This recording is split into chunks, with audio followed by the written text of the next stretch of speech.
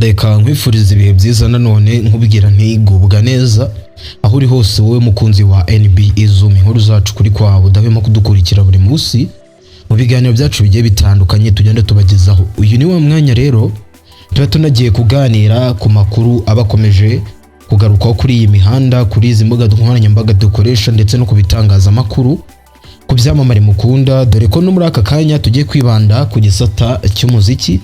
Turebe makuru ari mu byamamare dore ko turi no muri weekend, amakuru ya showbiz abari menshi. Uyu munsi nkuko mwabibonye kuri screen zanyu turi buze kugaruka kuri Butera Knowless, Element L ndetse na The Ben ku makuru ahari yabo aremereye cyane, by'umwihariko ko Element ndetse na Butera Knowless bari muri Tanzania bombi. Uribaza ngo nubwo bari mu bintu bitandukanye bagiye gukora yiki. Ibyo byose nibyo uri buze kumvirwa muri iyi video kandi nibyo uri buze gusobanurirwa. Mbaye ikaze rero, gusa wibuke gukanda like, subscribe hanyuma utange comment tujye tubana no mu bindi biganiro byacu bya buri munsi.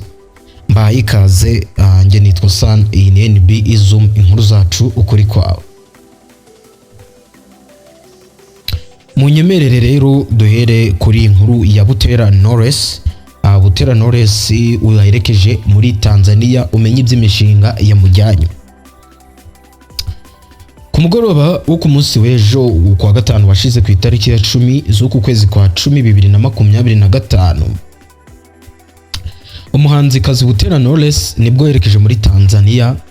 Amakuru ahari agahamya ko yagiye gufata amashusho y'indirimbo ye nshya yitegura gusohora. Mu kiganiro na Ishimwe Clement, umuyobozi wa Kina Music ibarizwamo uyu muhanzi ndetse akaba n'umugabo we, akaba nari we ureberera inyungu ze, uyu mugabo yabwiye ikinyamakuru Igihe dukesha inkuru ko umugore we Butera Knowless agiye muri Tanzania gufata amashusho y'indirimbo yitegura gusohora. Ati agiye muri Tanzania mu ifatwa ry'amashusho y'indirimbo iri mu zigomba guhita zisohoka mu minsi ya vuba. Knowless Butera aritegura gusohora indirimbo nshya nyuma y'amezi arenga 7 yari amaze adakora mu nganzo, dore ko yaherukaga indirimbo yise Umutima yashyize hanze mu kwezi kwa 2 k'uyu mwaka, ari nayo y'urukumbi yasohoye muri uyu mwaka. Uyu muhanzi watangiye umuziki muri 2011 ari mu myiteguro yo kwizihiza imyaka 15 awumazemo. Uretse kuba ari umwe nyine mu bahanzi bamaze igihe abahagaze bwuma mu muziki wacu, ndetse akaba yarabaye icyitegererezo kuri benshi muri barumuna be cyane cyane igitsina gore, Butera Knowless amaze igihe kinini afashe ibendera ry'umuziki w'abanyarwandakazi mu Rwanda. Iyi ndirimbo Umutima aherutse gusohora yari iya mbere mu zigize album ye ya 6 amaze igihe ararikiye abakunzi be.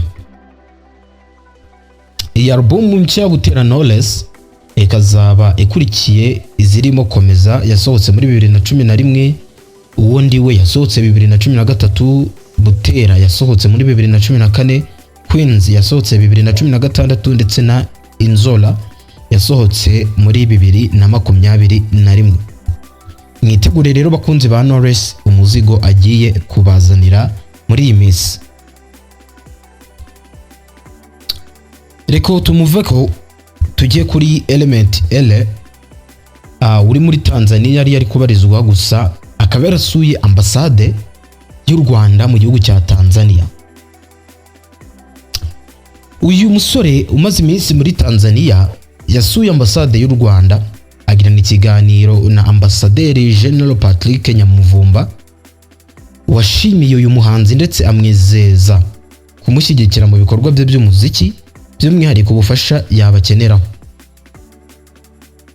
Uyu muhanzi akaba no mu gutunganya umuziki Element yagiye gusura ambasade y'u Rwanda muri Tanzania nk'umuhanzi uhagiriye urugendo, kuko kubwe asanga hari ubufasha bakeneyeho.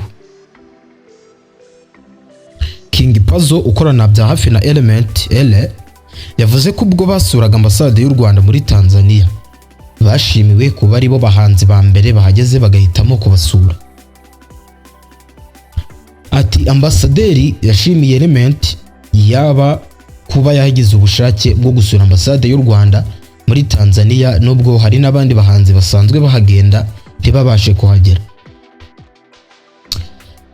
Yatumaze impungenge amubwira ko igihe cyose yabakeneraho ubufasha imiryango ikinguye, by'umwihariko ko ari mu gihugu cya Tanzania kandi ariho bakorera. Kuva mu mpera z'icyumweru gishize, Element L ari kubarizwa muri kiriya gihugu cya Tanzania, aho yagiye kurangiza umushinga w'indirimbo Jozi ari yakoranye na Mario, iri no kuri album y'uyu muhanzi wo muri Tanzania aherutse gusohora. Nubwo ahanini yajyanywe no gufata amashusho y'iyi ndirimbo, Element L anateganya kugira ibindi bikorwa ahakorera by'umuziki. Uyu muhanzi uteganya gusohora indirimbo ye nshyashya yise Maso mu minsi ya vuba, amakuru ahari ahamya ko azagira amahirwe yo gutangira muri Tanzania ibijyanye no kwimenyekanisha. Uretse kumenyekanisha indirimbo, Element arateganya kugira indi mishinga akorera muri Tanzania irimo no gukorana indirimbo na bamwe mu bahanzi baho, cyangwa kugira abazikorera, cyane ko asanzwe ari umuhanga mu mwuga wo gutunganya indirimbo. Kuva muri 2022, Element yinjiye mu muziki ahereye ku ndirimbo ye yise Kashe, akurikizaho izindi zirimo Fou de Toi, Mirere, Sikosa ya Kevin Kade bahuriyemo na The Ben, ndetse na Tombe aherutse gusohora mu minsi ishize, tugategereza n'izindi agiye kudutamo. Ngibyo rero ibya Element muri Tanzania, abantu benshi mwamubonyemo ikibazo byaragiye gukorayo, n'ibyo byari bimujyanye.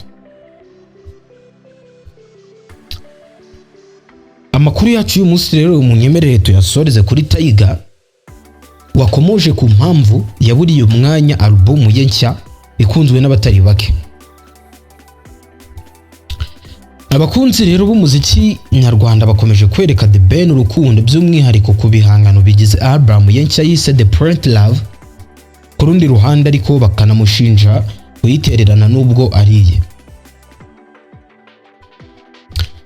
Taiga, The Ben ari kwishimira ko byibuza abarenga 5 miliyoni bamaze kumva album ye kuri Audiomack, bimushyira ku myanya ya mbere mu bahanzi bagize imibare myiza y'abumvise indirimbo nyinshi binyuze kuri uru rubuga. Uretse Audiomack no ku zindi mbuga zumvirwaho imiziki, indirimbo ziri kuri album ye zagiye zerekwa urukundo n'abakunzi b'uyu muhanzi, ariko uri mu bamaze igihe mu myanya y'imbere y'abakunzwe mu Rwanda. Icyakora nubwo abakunzi b'umuziki bakunze album, bakunze kugaragaza ko batishimira uburyo uyu muhanzi atigeze ayiha umwanya ngo ayimenyekanishe, ndetse anabe yakora amashusho ya zimwe mu ndirimbo ziyiriho. Mu kiganiro The Ben yagiranye n'ikinyamakuru Igihe, The Ben udahakana ibyo ashinjwa n'abafana, yavuze ko iyi album yahuye n'ibintu byinshi yarahugiyemo, birimo imyiteguro yo kwibaruka imfura ye ndetse n'ibitaramo byinshi, dore ko agiye no kongera kudukorera The New Year Groove 2026.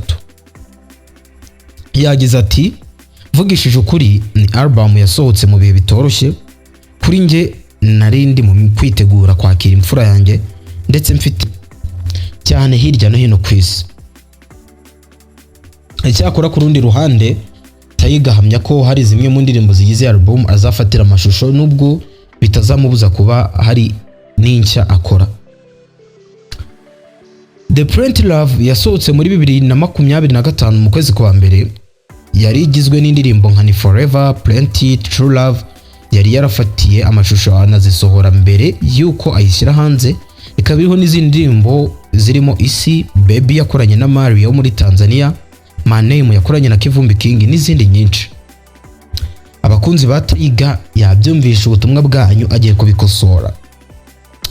Aya niyo makuru nari mbafitiye mu gisata cy'imyidagaduro. Nimba wifuza kujya ubana natwe buri munsi, wibuke gukanda subscribe nyabona, ufungure iyo nzogera tujye tubana buri munsi, like, comment. Nge nitwa Sana, iyi NB Izumi, inkuru zacu kuri kwawe. Ciao ciao, hasta la vista.